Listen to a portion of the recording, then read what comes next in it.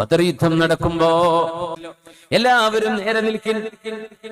സൊഫായി നിർത്തിയപ്പോൾ പുണ്യനബി തങ്ങൾ ഒരു കമാൻഡറാണ്. അവിടുന്ന് നബിയാണ്, അവിടുന്ന് ടീച്ചറാണ്, അവിടുന്ന് അധ്യാപകരാണ്, അവിടുന്ന് കുടുംബത്തിന്റെ ഹെഡാണ്.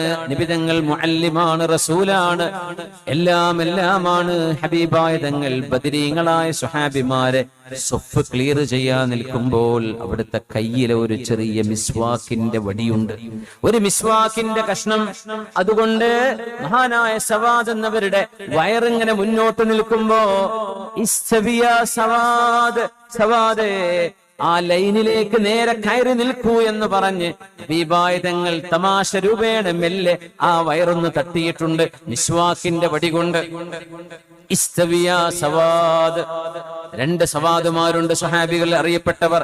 ഒന്ന് സവാദ് ഇബ്നു ഗസിയ, മറ്റൊന്ന് സവാദ് ഇബ്നു ഖാരിബ് റളിയല്ലാഹു അൻഹു. സവാദേ നേരെ നിൽക്കൂ. ബദർ യുദ്ധം നമ്മൾ അനുസ്മരിക്കുന്നത് റമദാൻ 17 വരുമ്പോഴാണ്. ബദറിൽ പുണ്യനബി തങ്ങൾ പഠിപ്പിച്ച രണ്ട് കാര്യമുണ്ട്. ഒന്നാമത്തേത് അള്ളാഹുവിലേക്ക് കൈയുയർത്തി ദുആ ചെയ്ത് ഹബീബാ നബി തങ്ങളുടെ കുപ്പായ കൈ അങ്ങ് താഴേക്ക് വന്നു. അന്നത്തെ കുപ്പായ കൈ ഇച്ചിരി ലൂസുള്ളതാ, കൈ പൊക്കിയാൽ അങ്ങ് താഴേക്ക് ഇറങ്ങി വരും.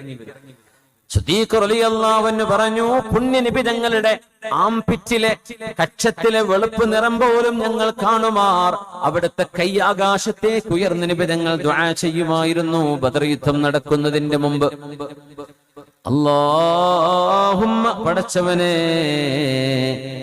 ഇൻ തഹ്ലിക് ഹാദിഹിൽ ഇസാബ ഇൻ തഹ്ലിക് ഹാദിഹിൽ ഇസാബ ഫലൻ തുഅബദ ഫിൽ അർളി അബദാ.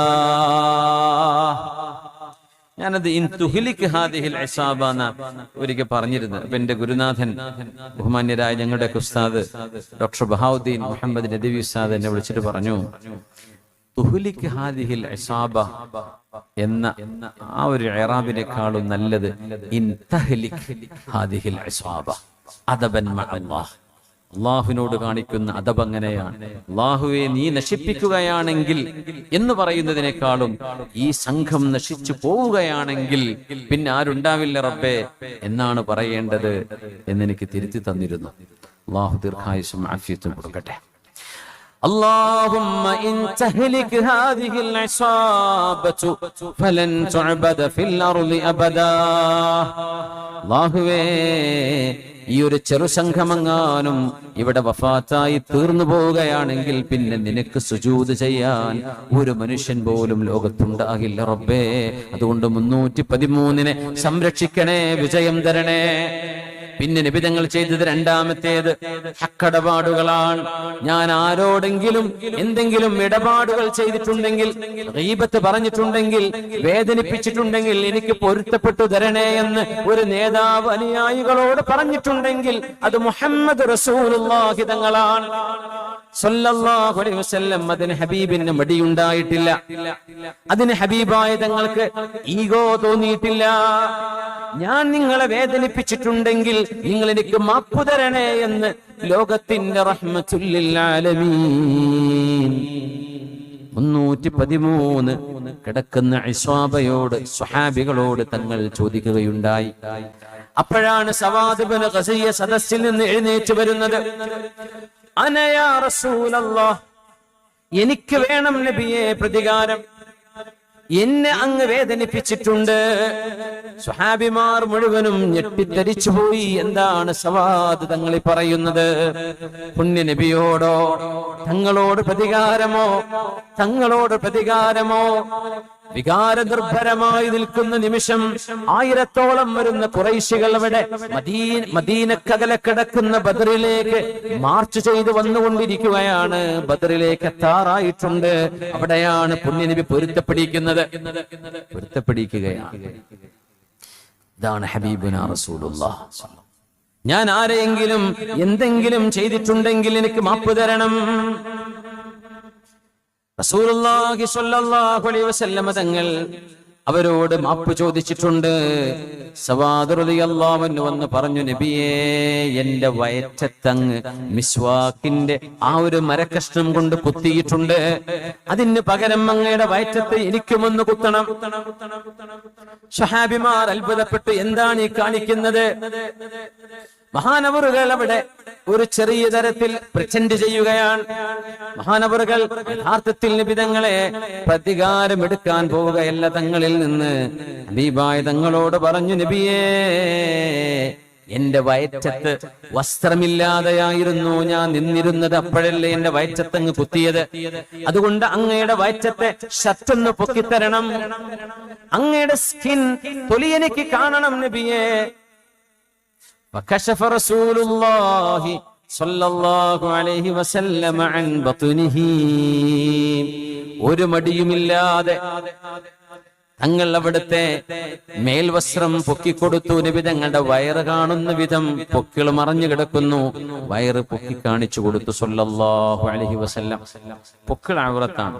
ഉംറക്കൊക്കെ പോകുമ്പോൾ ആൾക്കാർ അരമുണ്ടെടുത്ത് പൊക്കിൾ കാണിച്ച് ഇങ്ങനെ നടക്കണം. നിസ്കാരം ശരിയാവൂല, തവാഫ് ശരിയല്ല, ഔറത്ത് മറക്കാതല്ലേ നടക്കുന്നത്. അറിയാത്തത് കൊണ്ടായിരിക്കും. ശ്രദ്ധിക്കണം. പൊക്കിൾ അല്ലേ, പൊക്കിൾ മറക്കണം, കാൽമുട്ടും മറക്കണം പുരുഷന്മാർ നിർബന്ധമായിട്ട്. അപ്പോഴേ ഇഹ്റാം ശരിയാവുള്ളൂ, നിസ്കാരം ശരിയാവും. പുണ്യനബി തങ്ങൾ വയറ് കാണിച്ചു കൊടുത്തു. فكشف رسول الله صلى الله عليه وسلم عن بطنه فقال استقد. സവാദേ, പ്രതികാരം എടുത്തോളൂ. ചിത്രങ്ങൾ ഇങ്ങനെ കാണാം. ബദർ യുദ്ധം, ബദറിൽ 313 സ്വഹാബിമാർ എന്താണാവോ സംഭവിക്കാൻ പോകുന്നത് എന്നറിയാതെ ചെറിയൊരു ചാറ്റൽ മഴ അവിടെ പെയ്തുകൊണ്ടിരിക്കുകയാണ്. അല്ലാഹുവിന്റെ മലക്കുകൾ വരാൻ വേണ്ടി ജബലുൽ മലായികത്തിൽ കാത്തിരിക്കുകയാണ്. ഇറങ്ങി വരാൻ ശത്രുക്കൾ പാട്ടും പാടി മദ്യം കടിച്ച് ഉന്മത്തരായി ചെണ്ടവാദ്യമേളങ്ങളോടുകൂടെ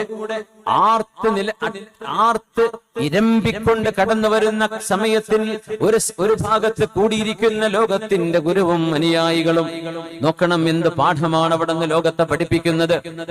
സവാദേ ഇസ്തഖിദ്, എന്റെ ശരീരത്തിൽ നിങ്ങൾക്ക് തിരിച്ചു ചെയ്യാൻ നിങ്ങൾ ആഗ്രഹിക്കുന്ന പ്രതികാരം എന്നെയും കുത്തിക്കോളൂ എന്ന് പറഞ്ഞു പുണ്യനബി അവിടുത്തെ പരിശുദ്ധമായ ശരീരം, അവിടുത്തെ വയറിങ്ങനെ കാണിച്ചു കൊടുത്തപ്പോൾ فاعتنقه فقبل بطنه. പുണ്യനബി തങ്ങളെ അങ്ങ് വാരിപ്പുണർന്ന് കെട്ടിപ്പിടിച്ച് ആ വയറ്റത്ത് ഉമ്മ വെക്കുകയാണ് സവാദ് ഇബ്നു ഗസിയ റളിയല്ലാഹു അൻഹു. മാ ഹമലക അലാ ഹാദാ യാ സവാദ്. സവാദേ, നിങ്ങൾ എന്താണ് ചെയ്യുന്നത്? പ്രതികാരം എടുക്കണമെന്ന് പറഞ്ഞ് നിങ്ങൾ എന്താണ് ചെയ്യുന്നത് എന്ന് ചോദിച്ചപ്പോ, യാ റസൂലല്ലാഹ്, ലോകത്തിന്റെ ഗുരുവേ, അല്ലാഹുവിന്റെ തിരുദൂതരേ, ഹദറ മാ തറാ, അങ്ങ് കാണുന്നില്ലേ ബദറിൽ യുദ്ധമാണ് നടക്കാൻ പോകുന്നത്. 313,000 വരുന്ന ശത്രുക്കളോട് പൊട്ടിപ്പൊളിഞ്ഞ വാളിൻ കഷ്ണങ്ങളുമായി പടപൊരുതാൻ പോകുന്ന നേരമല്ലയോ നബിയേ?